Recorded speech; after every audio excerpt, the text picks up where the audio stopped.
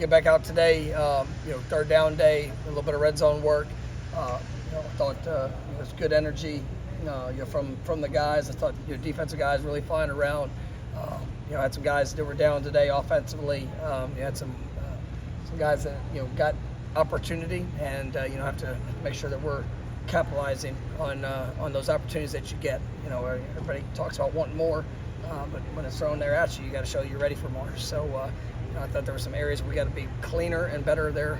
Offensively, you should have those guys hopefully back here next day or so. But it was. I thought we had some missed opportunities there.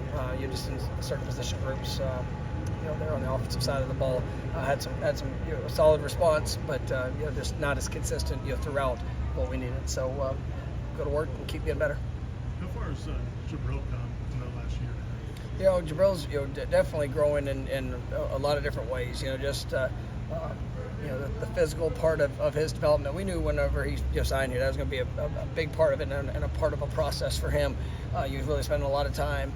Nutrition, weight room. He's getting stronger. You will continue to fill in, just the body and the frame. But his knowledge, understanding, trying to focus on the techniques. I mean, I think all of that is getting much better. He is a playmaker, and that's one of the things we knew when we signed him that he had potential to be a dynamic playmaker for us.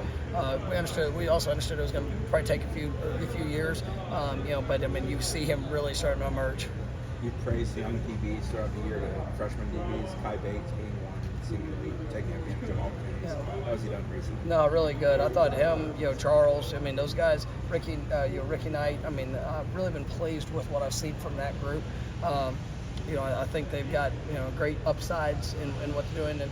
And what I've loved is just their approach. We've played, well at corner, for the most part this year. And, those guys, they haven't gotten as many opportunities there, in game, and going through and being on scout and time to time being there with the defensive group. They're trying to maximize each rep, and it's competitive. They're working, they bring great energy, but I love what I see from them.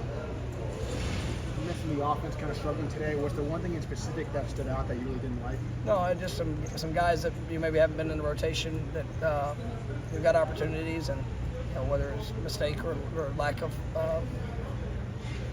technique, fundamentals in certain situations, it's got to be better. And there's some good moments, there were some things, but I want guys that when they get their shot at it, they'll be ready for it.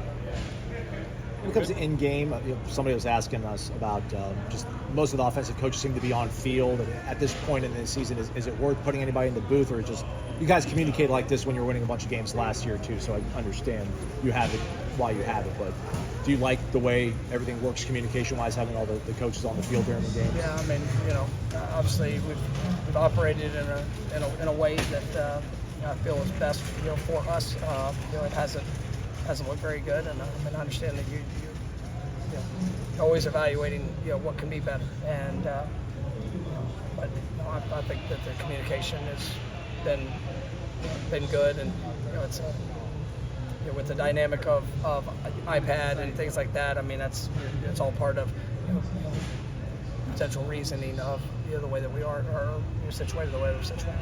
All right, thank you. Thanks.